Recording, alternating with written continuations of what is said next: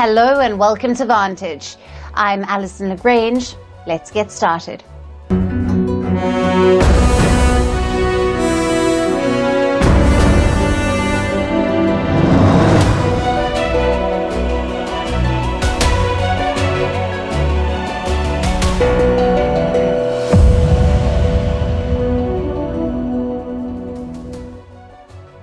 The Iran-Israel war may be over, but the aftermath is still being debated.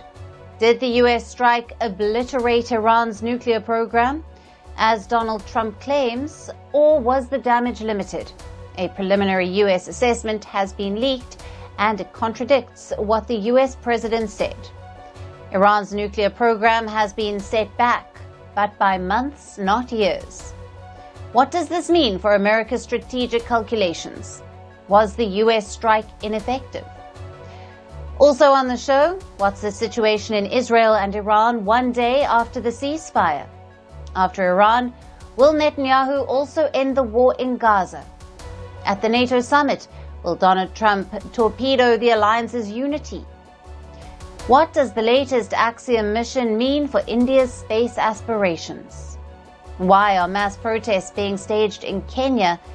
And why is Thailand's Prime Minister facing resignation calls? All this and more lined up, but first, the headlines. Is Pakistan's Prime Minister reaching out to India? Shehbaz Sharif claims he is ready for meaningful dialogue with New Delhi. Sharif expressed his views during a phone call with the Saudi Crown Prince. Ties between India and Pakistan have nosedived since the Pahalgam terror attack in April. India responded to it by targeting terrorist bases in Pakistan and Pakistan-occupied Kashmir. The Indian Armed Forces take part in the multinational exercise Khan Quest 2025. It's taking place near the Ulaanbaatar in Mongolia. The exercise, which began on the 14th of June, will continue until Saturday. Troops from 24 countries are participating. This is being co-hosted by the Mongolian Armed Forces and the US Indo-Pacific Command. Armenia's Prime Minister says his security forces have foiled a coup plot, claims it involved a senior cleric. Since 2020, the Prime Minister has been at loggerheads with the clerics of a powerful church who wanted him to resign after Armenia's defeat to arch-rival Azerbaijan over the Karabakh region. The British Prime Minister doubles down on his controversial plan. He wants to cut disability and sickness welfare. But Keir Starmer is facing a major rebellion by lawmakers. His government is under pressure to slash a spiralling benefits bill, which is needed to generate growth from a sluggish UK economy. And Indian origin Zohran Mamdani is set to become the Democratic nominee for New York mayor. He stuns political veteran and former state governor Andrew Cuomo. New York is staunchly liberal, and this primary could determine who becomes its next mayor in the November election.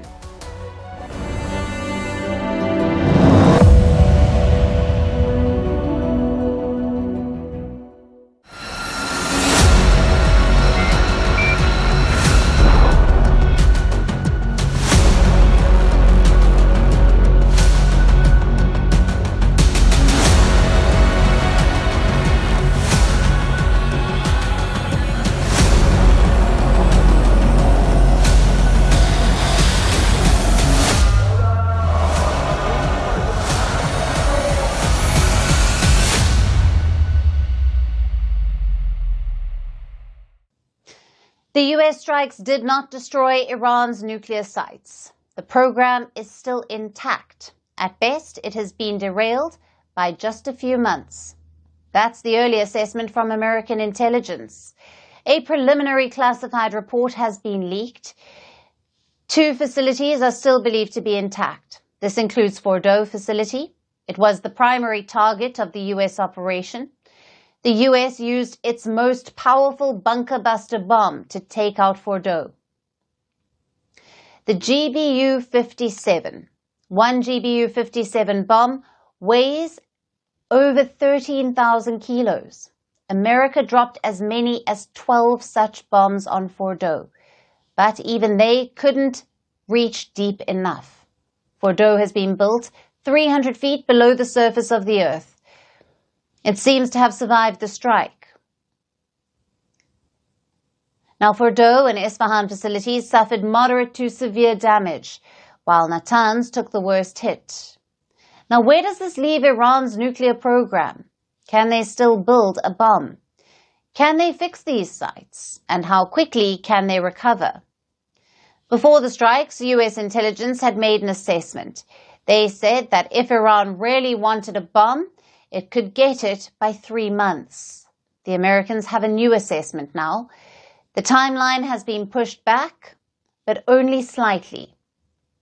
It would now take around 6 months, maybe even less. A big reason for that is the uranium. Iran moved most of its stockpiles before the strike. It could be hidden at undeclared sites. Israeli officials claim Iran could be running small secret enrichment facilities, and that's how they can keep the program alive. Now, what if Iran wants to scale up enrichment? Tehran would still need facilities like Fordow. Now, some news outlets have published an early damage assessment. It doesn't point to anything Iran can't repair. Reports say at Fordow, Iran may need to restore electrical systems and reinstall equipment that was moved before the strike. The main challenge right now is access. The blast sealed off the underground tunnels, but once they manage to get in, it may just be a matter of time before the operations resume. This is embarrassing for Donald Trump. He claimed Iran's nuclear facilities were obliterated, but his own intelligence agency disagrees with that. The strikes may have delayed Iran's progress, but the program is still intact. And far from the total elimination, like Trump would have hoped for, the intelligence leak has struck a nerve. Now, Trump has responded with an all-caps post on social media. He said, and I quote, "The nuclear sites in Iran are completely destroyed." They really don't know. I think Israel's going to be telling us very soon because Bibi is going to have people involved in that whole situation. We hear it was obliteration. It was a virtual obliteration. The White House issued sharp statements as well. Trump's press secretary spoke out. She called it an attempt to discredit Trump. However, US Vice President did make an admission. That's J.D. Vance. Now, Vance suggested that Iran's uranium stockpile is still intact. So the situation remains risky. America's goal was to stop Iran from building a nuclear weapon. But what happens when Tehran starts enriching again? Will Trump order another strike? Will he order an even bigger mission than last Sunday? One that risks a wider escalation. A diplomatic breakthrough could still prevent that, but Trump's statement today offers little hope. The last thing they want to do is enrich anything right now. They want to recover. And we won't let that happen. Number one, militarily we won't. They're not going to have a bomb and they're not going to enrich. The US says it wants to pursue a nuclear deal now, but some disturbing reports emerged from Tehran today. Iran's parliament approved a bill. It calls for a suspension of cooperation with the IAEA. That's the International Atomic Energy Agency, the UN's nuclear watchdog. Despite the recent attacks on Iran's nuclear facilities, the International Atomic Energy Agency has not condemned them, not even superficially. It has undermined its international credibility, and for this reason, the Atomic Energy Organization of Iran is suspending its cooperation with the agency until the security of its nuclear facilities is guaranteed, and Iran's peaceful nuclear program will proceed at a faster pace. The Speaker of Iran's parliament also spoke about the nuclear program. He said Iran will accelerate it now. He said that it would be a civilian program, but that's unlikely to assure the likes of Israel, the arch rival of Iran. Trump's shaky ceasefire seems to be holding today, but it rests on a knife edge. One misstep, and this could unravel quickly.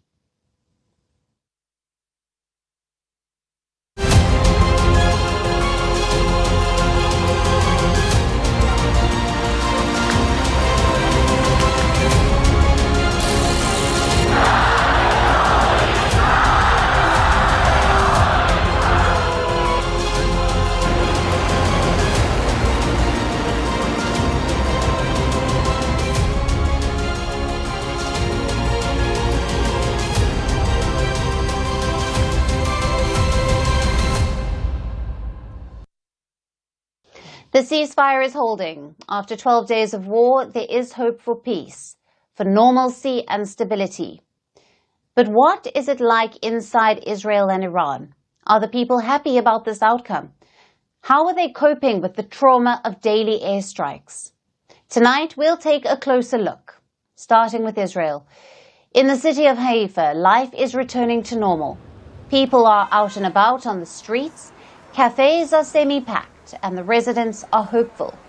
They feel safe enough to go out and enjoy their day. Today I feel freedom. I feel that I'm back to life. I went to do gym and the sun, and I can, go outside and have fun. It's life.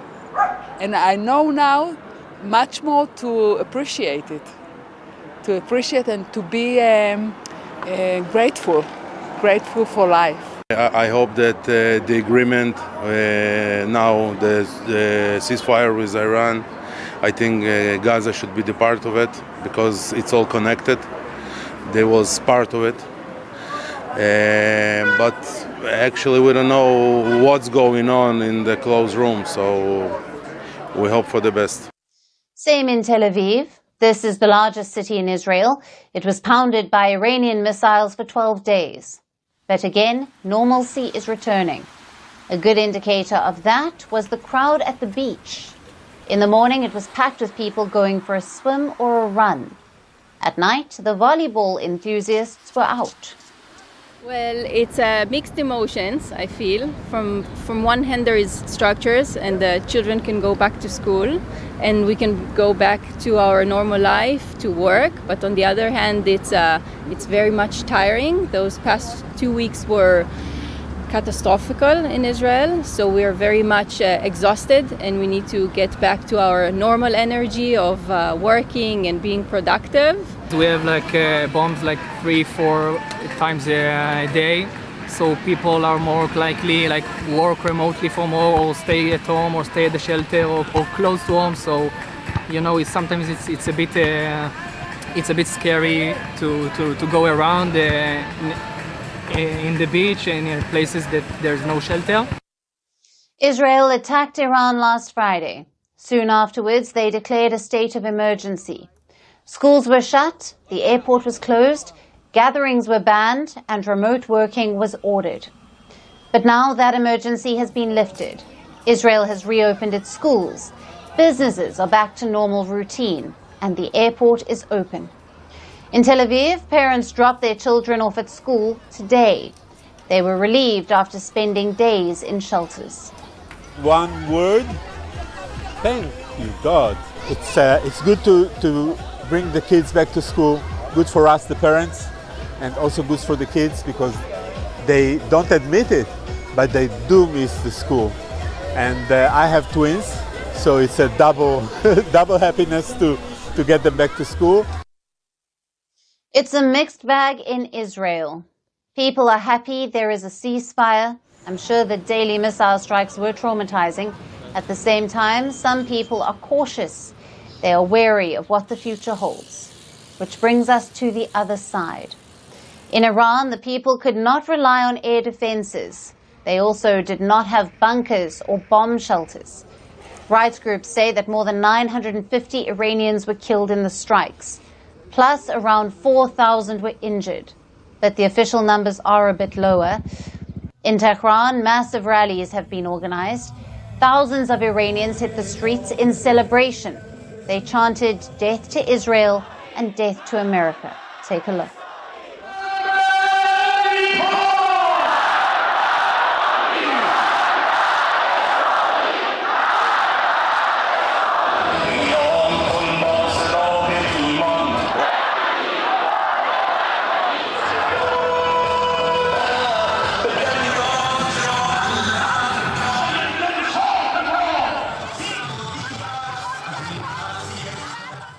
Interestingly, some Iranians reject the ceasefire. They want the regime to push on, to continue striking Israel. Listen to this. We don't accept the imposed ceasefire or imposed peace. This ceasefire will result in the enemy getting stronger. We don't approve of the ceasefire at all. We will continue fighting until we are either martyred or win. The united voice of the Iranian nation is this: Israel started the war, and ending it is up to us. We are not at all satisfied with this ceasefire, and we are fully prepared to sacrifice our lives if Ayatollah Sayyid Ali Khamenei gives the order. For the destruction of Israel, no less. The ones you killed, the Iranian elites, Iran will avenge them. One day they will be avenged. You will be caught off guard. We will catch you off guard. Be sure of that. There are two possibilities here. One, we are only hearing the belligerent voices. Perhaps the other side is silent. Or two, the state television coverage shaped their opinion. Iranian TV overstated the impact of Tehran's attack. They said Iran had the advantage. Maybe that's why Iranians want the war to continue, because they feel they could have won. Whatever the reason, the mood is celebratory. People have congratulated the Iranian military. They are proudly flying the national flag. Another sentiment on display is mistrust. Iran was preparing for nuclear talks on Sunday, but Israel attacked them in between. Then Donald Trump called for a 2-week timeout, but in 2 days he attacked Iran. So naturally, Iranians are suspicious of America. All Western countries have been exposed.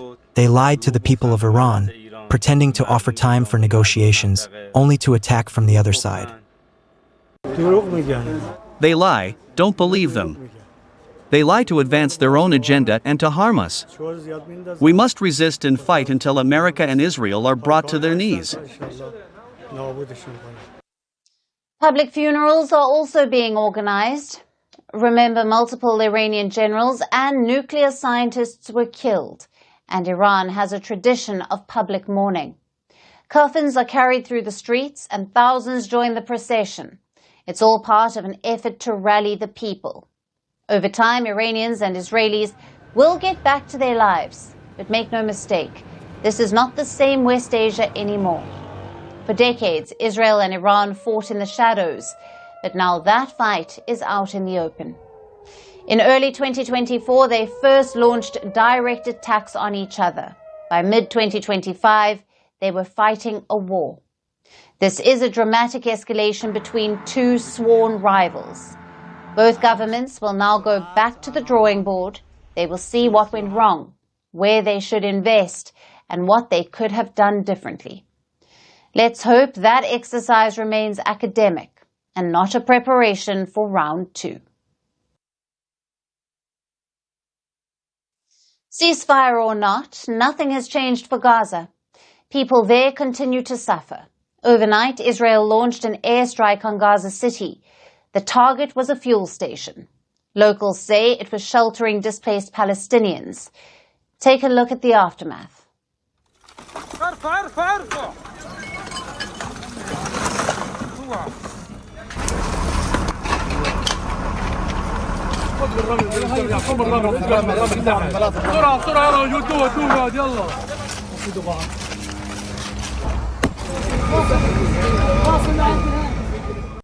There are fears of a new attack.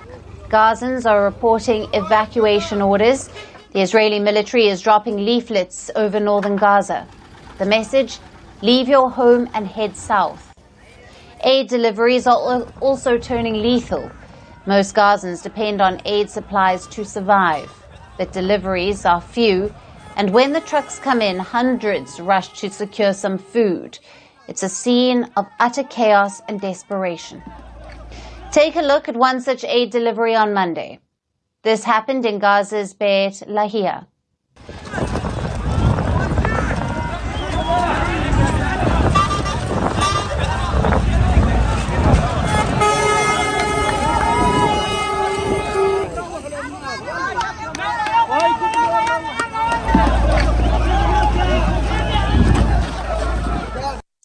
Add to that, Israeli attacks.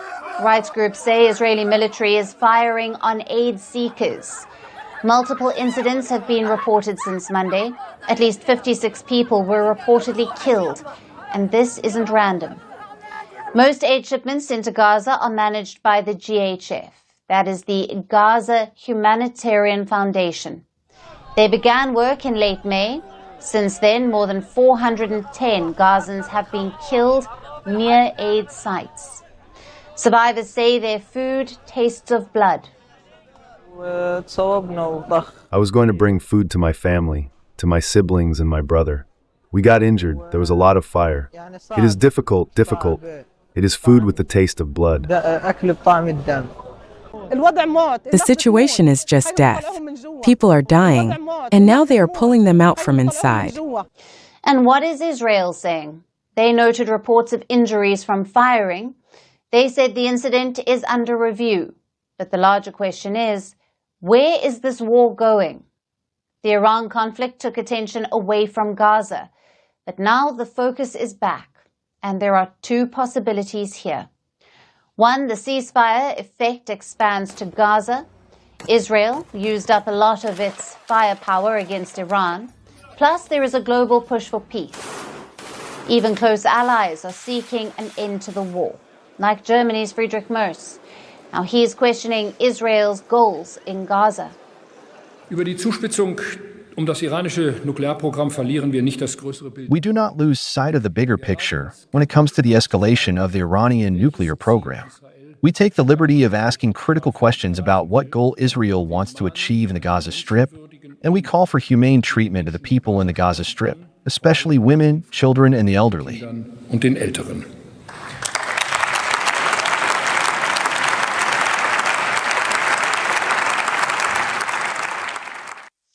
It's the same within Israel. Opposition leader Yair Lapid is calling for peace. Let me quote what he said. And now Gaza, it's time to finish there too. Return the hostages in the war. Israel needs to start rebuilding. And speaking of hostages, around 50 of them remain inside Gaza. Israel fears that 28 of them are dead. On Sunday, the remains of 3 hostages were recovered from Gaza. All 3 were killed in the October 7th attack. So there is pressure on Netanyahu to end the war, to strike a deal to bring back hostages. If he relents, it could lead to a ceasefire agreement, which is the first possibility. Now, the second is a continuation of operations, perhaps an intensification of attacks. Frankly, that depends on Prime Minister Netanyahu. He is claiming victory over Iran. He says the nuclear program is ruin. But initial reports suggest limited damage. They say Iran's nuclear program was set back by months, not years. Will that force Netanyahu to look for a victory elsewhere, perhaps in Gaza? That's the question to watch out for. But as things stand, the momentum is for peace. Donald Trump has shown that he can force Netanyahu to stand down. Yesterday, he publicly rebuked him. He ordered Israeli jets to return on social media. But will he do the same for Gaza? The president says that great progress is being made. I think great progress is being made on Gaza. I think because of this attack that we made, I think we're going to have some very good news. We have seen Western opinion harden in recent weeks. First, France, Britain and Canada criticized Israel's war in Gaza. Now Germany is seeking a ceasefire, and Trump is losing his patience. The war with Iran showed how dangerous this situation is, how easily it could escalate into a wider war. It seems like world leaders have finally realized that. The question is, can they prevail on Netanyahu?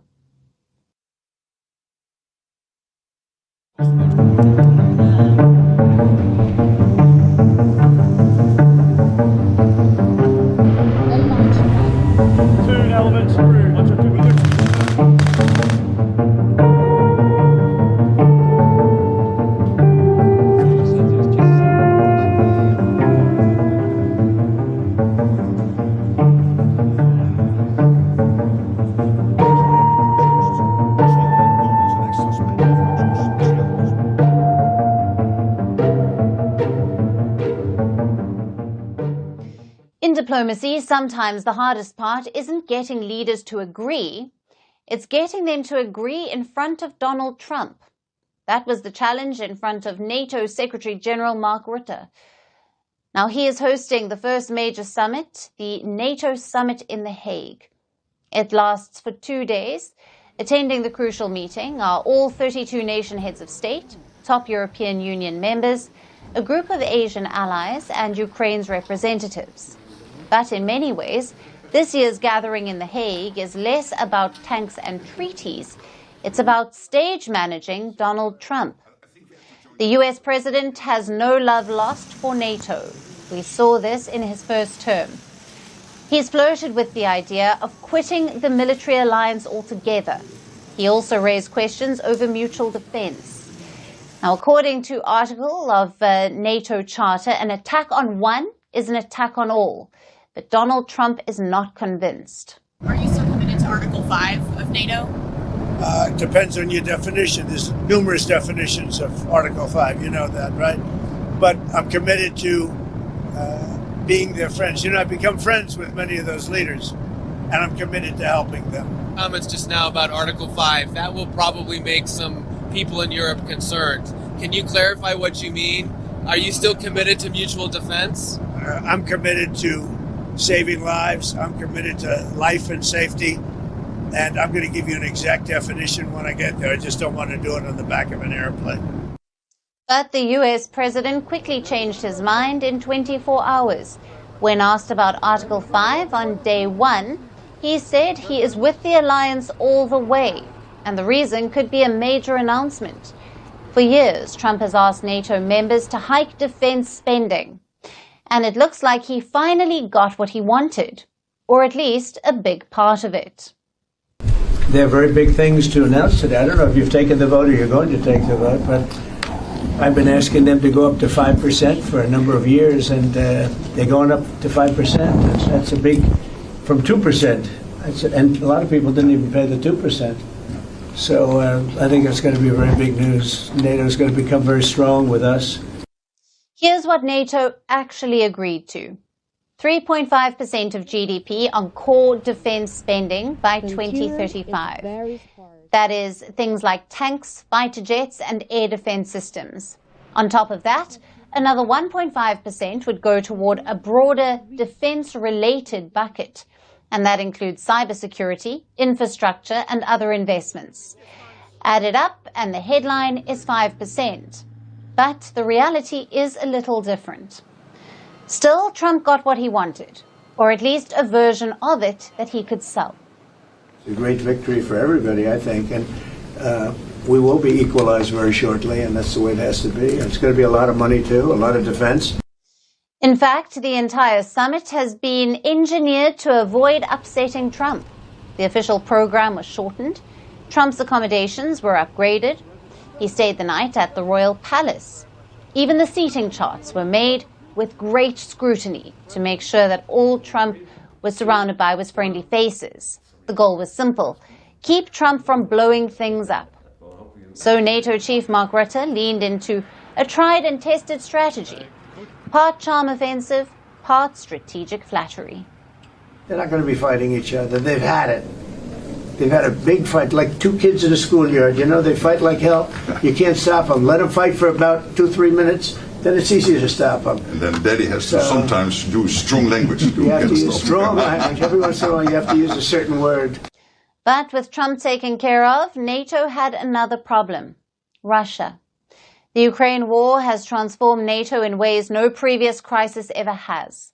The alliance has rediscovered purpose, but that purpose depends on unity and deterrence, hence the push for more spending. But not everyone is thrilled about it. Spain, for instance, balked at the last minute, raising eyebrows and nearly unraveling the whole deal. Madrid claims to have negotiated a side agreement. However, the NATO chief says otherwise. Countries have to find the money. It's not easy. These are political decisions. I totally recognize that. But at the same time, there is absolute conviction with my colleagues at the table that given the threat from the Russians, given the international security situation, there is no alternative. We've got to do this, really. Ukrainian President Volodymyr Zelensky has arrived at The Hague.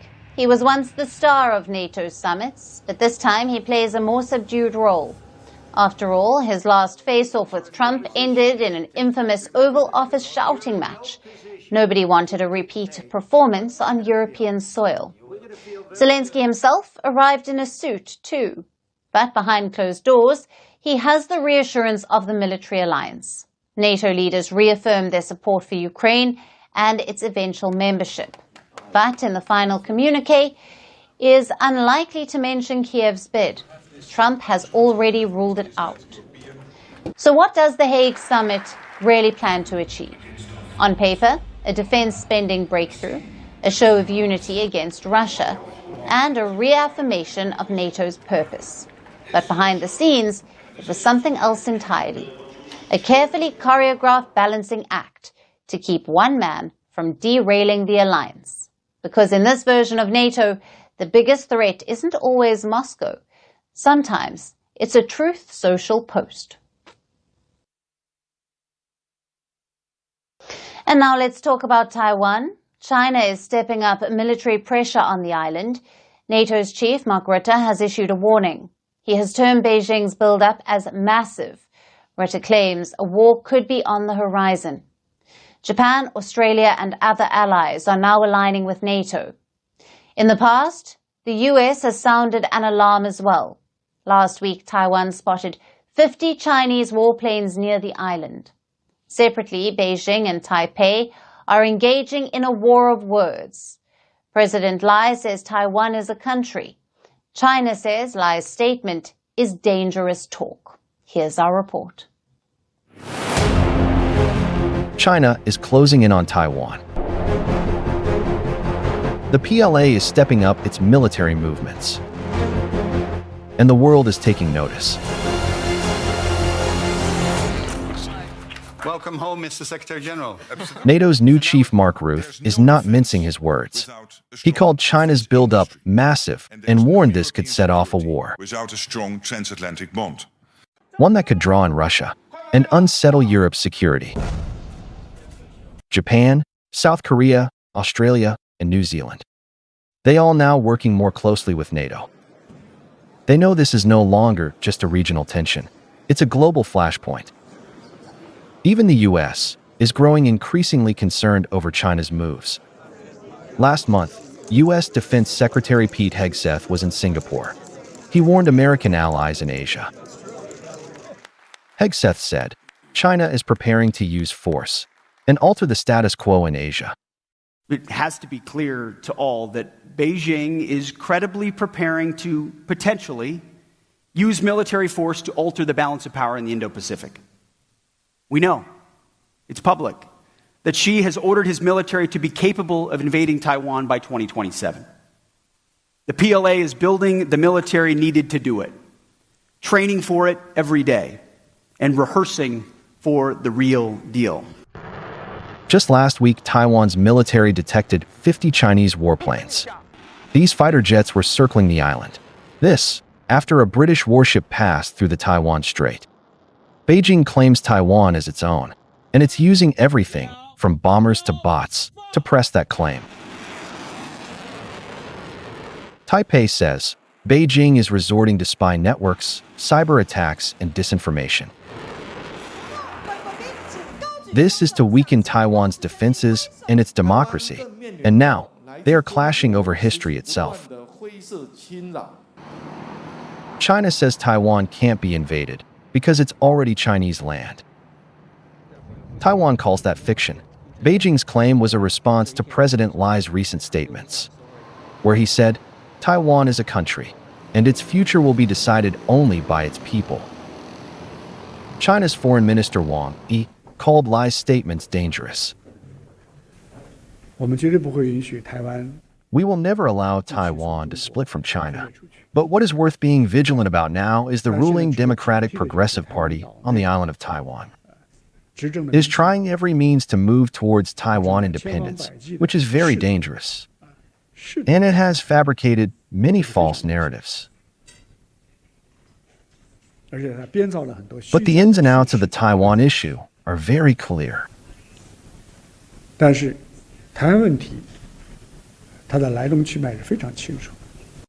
So, the lines are drawn. a democratic island asserting its sovereignty, a rising superpower demanding control, and a region watching with growing tension. Beijing is flexing its muscle, Taipei is standing firm, and the rest of the world is bracing for what comes next.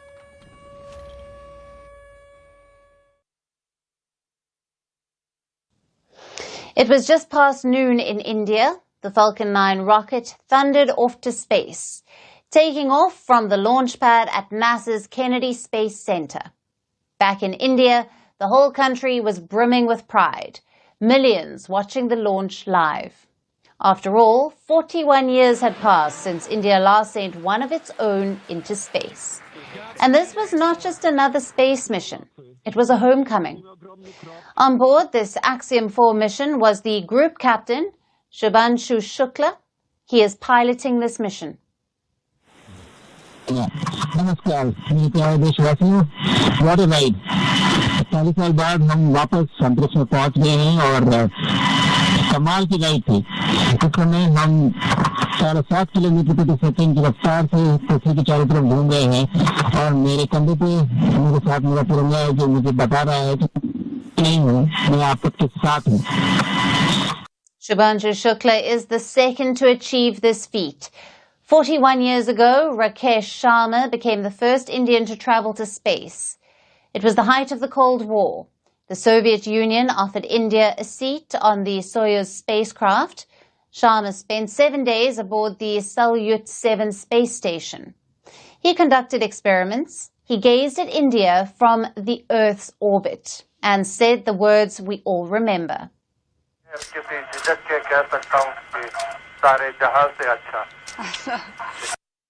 That was in 1984.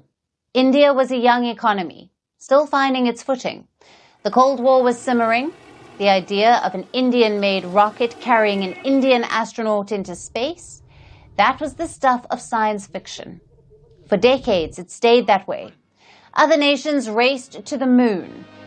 Space became a playground for billionaires. Private rockets took over the skies. But India built its space program quietly and patiently, one launch at a time. And the Indian Space Agency has since achieved a lot. But the dream of putting another Indian in space was still a dream until now.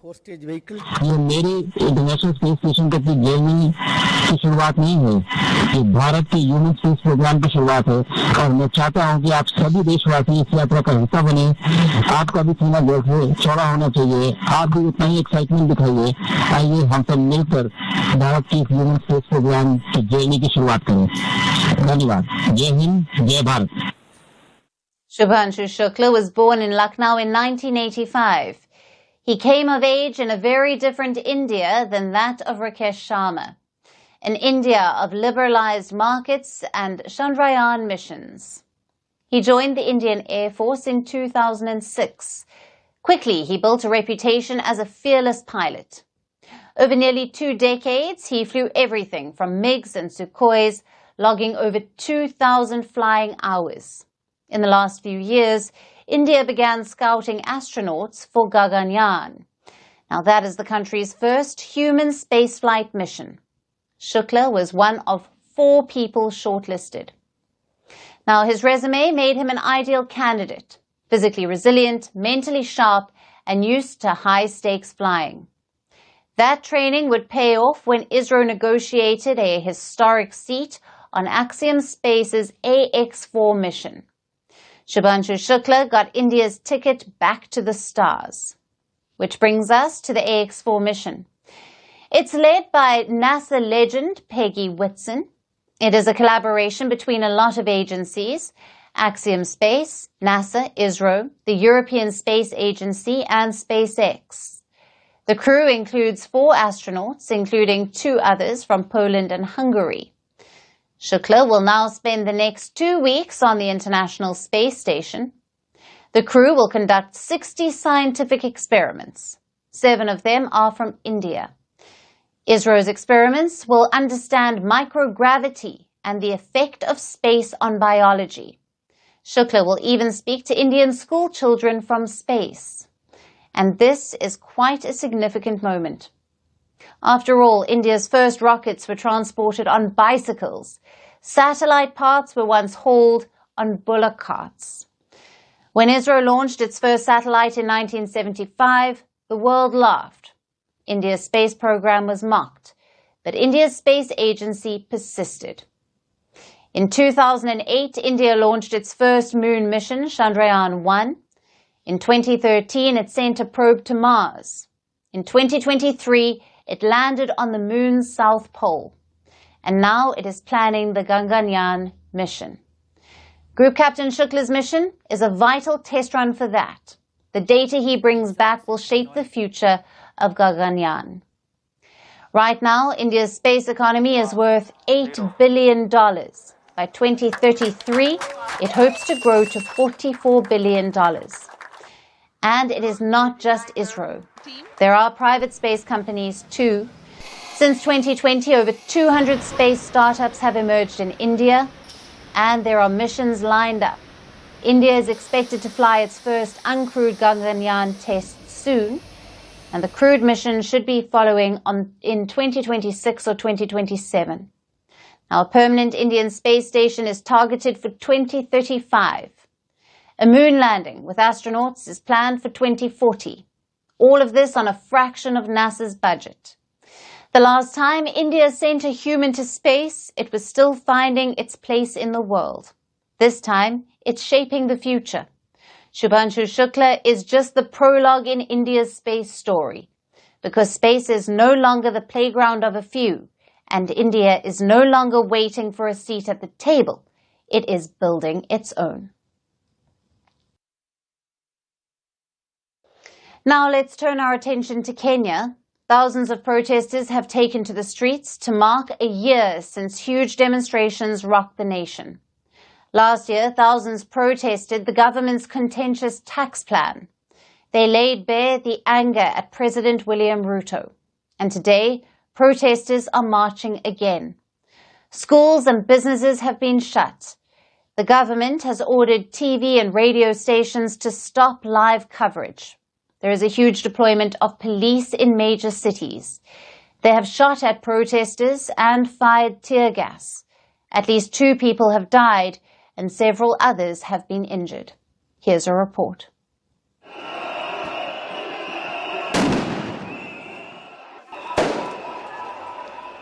On this day, last year, tens of thousands of Kenyans took to the streets.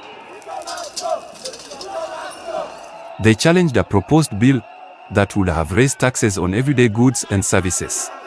The demonstrations were largely mobilized by the youngsters. They clashed with the police and stormed the parliament. President William Ruto called the protesters dangerous criminals. More than 60 people were killed, and hundreds were injured. Ultimately, Ruto backed off. The bill was not signed into law, and protests were halted. But since then, people's anger has continued to simmer. And now, it has fueled fresh protests. We are here as the young generation we want a complete overhaul of the system. The system is rotten, the system is wrong, and we want a complete overhaul. Today, thousands of protesters marched across Kenya to mark a year since the huge demonstrations.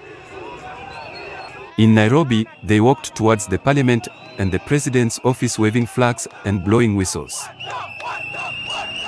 Roads leading to parliament were barricaded with razor wire. Lawmakers left the parliament building fearing a repeat of last year. Banks, schools, and businesses were shuttered. There was a media blackout. All television and radio stations were asked to stop their coverage of the protests. And the protests quickly turned violent. The police clashed with the demonstrators. They fired gunshots, tear gas, and water cannons.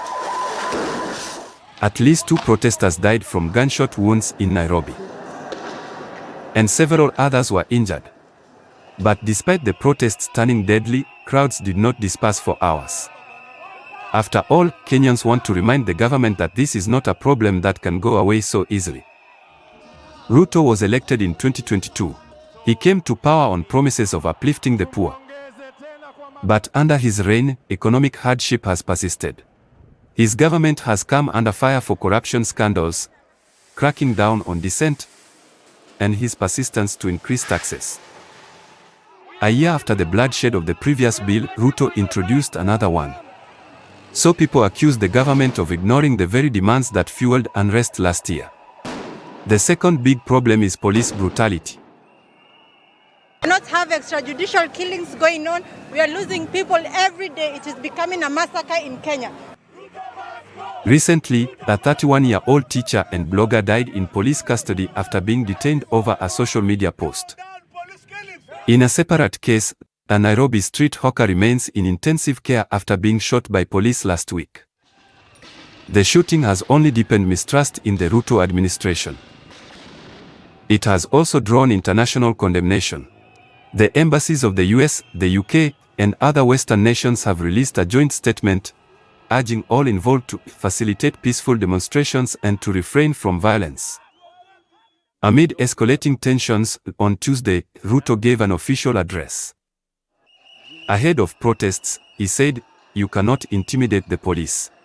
You cannot use force against the police, or insult or threaten the police. You are threatening our nation." Clearly, he is not willing to budge. But for the majority of Kenyans, it is he who is a threat to the nation. So with renewed anger, people have taken to the streets demanding accountability. As deadly protests rock the nation once again, Ruto can only hope that they don't topple his government.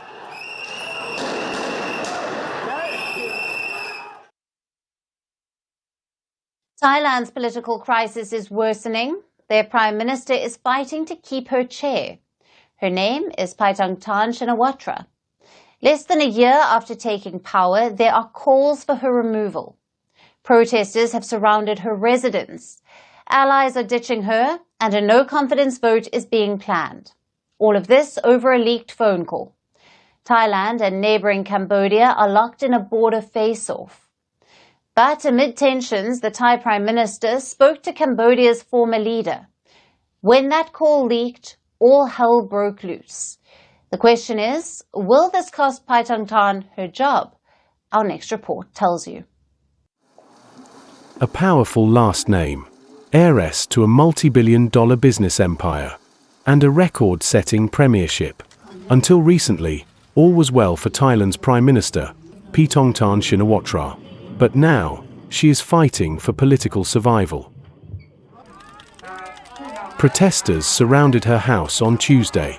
They unfurled a 100-meter-long banner, criticizing the Prime Minister. Their demand? Paetongtarn's resignation. Next week, another challenge awaits the Prime Minister. A no-confidence motion in Parliament.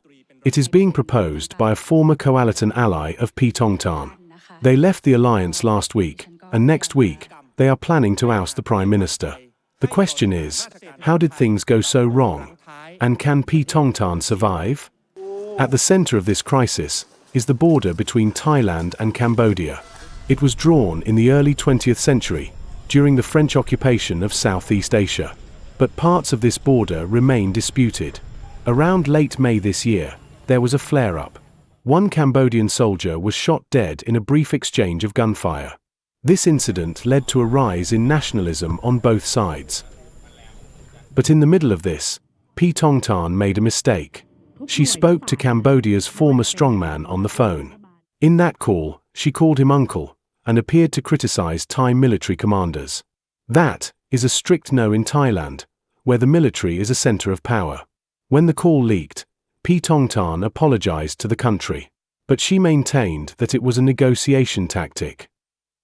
I would like to apologize for the leaked audio of my conversation with a Cambodian leader which has caused public resentment. But the damage was done. Paetongtarn's coalition ally abandoned her after the leak. She also faces public pressure to step down. And how is the Prime Minister responding? By tightening the screws on neighboring Cambodia.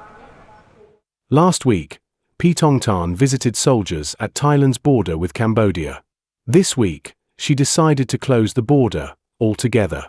All border crossings have been shut by Thailand's military.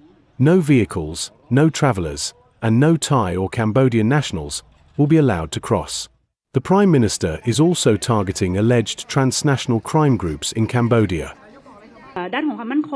Regarding the export of electricity, oil, and goods across the border, we will cease exports of goods that support illicit activity by transnational criminal groups. More specifically, we will consider the appropriateness of suspending exports of oil and fuel to Cambodia that are being used for various illegal activities. Tongtan's strategy appears to be clear. She is cracking down on Cambodia to negate accusations of appeasement. But will it work? The ruling party is confident. They believe they have the numbers to defeat the no-confidence motion. But the border dispute? That is slowly spiraling into a larger crisis. One that could weaken Southeast Asian unity and effectiveness.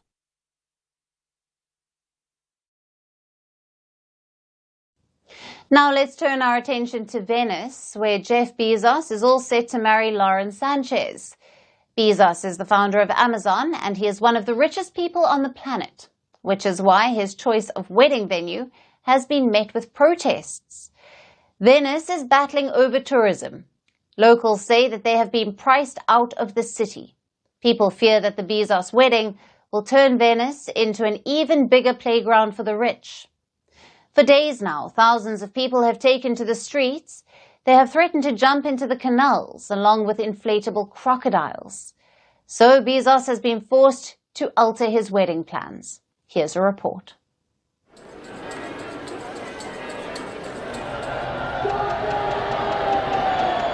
Venice is like no other. The city seems to have risen out of the water. There's a canal view down every street. Bridges stop dead at front doors. Churches are adorned with Renaissance art masterpieces. And that's probably why one of the richest men on the planet wants to hold his nuptials here. Amazon founder Jeff Bezos is getting married to Lauren Sanchez. It will be a days-long event, likely to occur between 26th and June 28th. And no expense has been spared for this Venetian wedding. There is a carefully selected, star-studded guest list of about 200 people, possibly including Elon Musk, Kim Kardashian, Leonardo DiCaprio, and several of the Trumps. About 95 private jets are expected to jam up the Venice airport. Private yachts have started taking over the busy harbor. At least 5 hotels with $10,000 a-night rooms have been completely booked out. And former U.S. Marines have been hired to provide security. To answer your burning question, yes, this is a costly affair. Reportedly, worth over $55 million. But fret not, because the groom is probably not worried. Bezos' net worth stands at $227 billion, which is also why locals are not standing for his wedding. In March, Venice's millionaire mayor, Luigi Brugnero, confirmed that the couple would be getting married in the city. Since then, protests have flooded the floating city. Thousands of people have taken to the streets. Banners screaming, "No space for Bezos," have been plastered on the walls. In the main public square, a huge sign has been unfurled, saying, "If you can rent Venice for your wedding, you can pay more tax."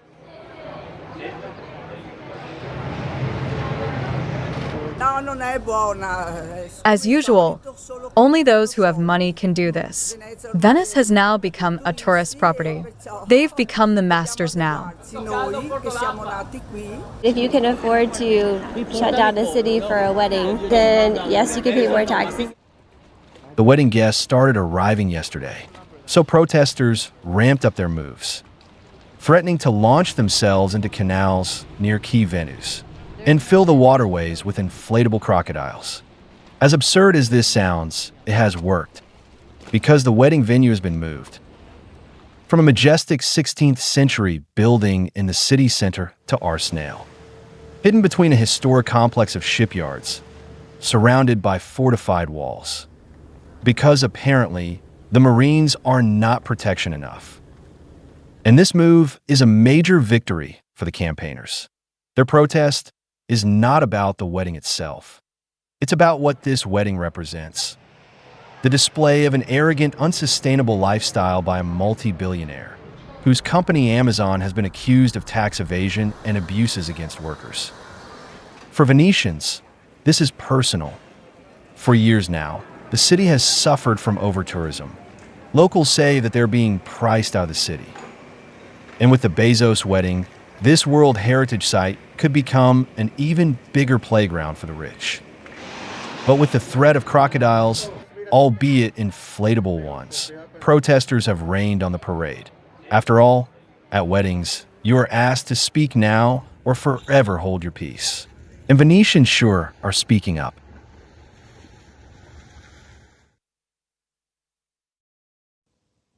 The fashion industry has a dirty little secret. It loves borrowing from other cultures and giving it a Western spin. Case in point, Prada's latest runway show. Models walked out in tan ring-toed sandals, or as millions of Indians instantly recognized, Kolhapuri chappals, a design that has been handcrafted in Maharashtra for centuries. But on that Milan runway, there was no single mention or credit, just a designer label and a designer price tag of 1.2 lakh rupees for a pair. Our next story takes a closer look at fashion's favorite habit of stealing. At Prada's Spring-Summer 2026 men's show, a certain tan ring-toed sandal strutted down the runway. The models marched, the fashion press applauded, and Indian viewers watching on their screens were left with one question. Is that a Kolhapuri chappal? Well, it was. The Kolhapuri chappal has been handcrafted for centuries in the town of Kolhapur in Maharashtra. Now it has arrived at the holy altar of European fashion. But its link to Indian legacy is missing. Because this was not cultural appreciation, it was cultural appropriation with better lighting. The defining ringed toe, the slim profile, the sun-baked leather, every detail here screamed Kolhapuri. Prada even sent out show invites with leather toe rings as a nod to the collection. But there is no mention of the Kolhapuri anywhere. What we are watching here is the fashion industry's favorite trick. Take, rename, sell and deny. You take a centuries-old Indian design, you rename it artisanal footwear, you sell it for 1.2 lakh rupees per pair or over $1,000, and then deny all connection to its origin. Also, this isn't a one-off situation. Remember the Scandinavian scarf scandal? That moment when a TikTok brand described a vibrant embroidered shoulder-draped fabric as a Scandinavian wedding scarf? South Asians weren't confused. We knew what it was, our dupattas. But to the Western eye, a new aesthetic was born, or rather rebranded. And it goes on and on. For example, the paisley pattern. It's been colonized, commercialized and claimed by the West, even though the real pattern is from Persia and India. Lehengas have been rebranded as maxi skirts, bindis as festival gems, henna as temporary ink tattoos, dhotis as harem pants. The West steals like a kleptomaniac and conveniently forgets. This is not to say that fashion should only be based on purism. Fashion thrives on fusion. No one is saying only Indians can wear Indian clothes. But there's a difference between wearing something with reverence and repackaging it for clout. You can't call it appreciation when the original communities are left out of the narrative and, more importantly, the profit. When heritage becomes a hashtag, a lot is lost. Livelihoods of artisans, especially from marginalized communities. It steals their economic opportunity and, more importantly, their voice. If Prada did it right, they would have partnered with the Kolhapuri craftspeople and acknowledged the origins. But that did not happen. And no matter how many times it is called out, the next appropriation is already loading. Maybe it's a sari blouse masquerading as a cropped bridal top. Maybe it's juttis reintroduced as Moroccan slippers. Who knows anymore? The West will pretend it was born from a dream and a mood board in Florence. But the world knows the truth. Fashion doesn't need more inspiration, it needs attribution. Because without credit, without context and without compensation, it is not design. its daylight robbery in designer packaging.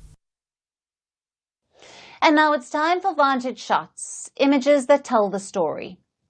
Drones tackle Mount Everest trash crisis, carrying garbage down the slope. A Kim Jong-un impersonator protests outside the NATO summit venue. And New Yorkers cool down on the streets as the city breaks heat records. And finally, taking you back in history. On this day in 1975, then Prime Minister Indira Gandhi imposed emergency in India. It lasted for 21 months. The emergency was one of the darkest periods in post-independent Indian history. It was marked by stifling of dissent and government crackdown on civil liberties. Leaving you on that note, thank you for watching. See you tomorrow.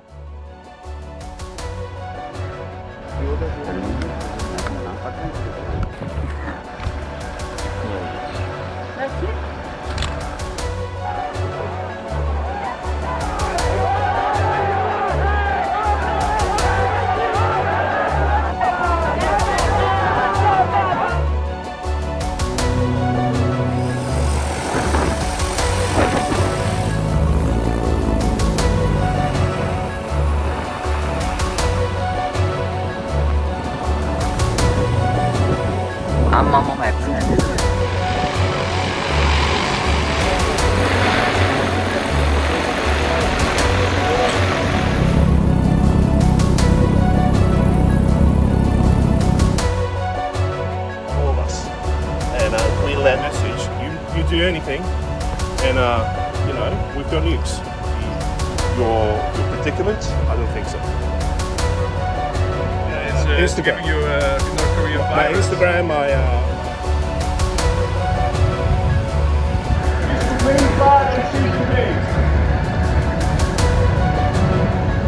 Dictators.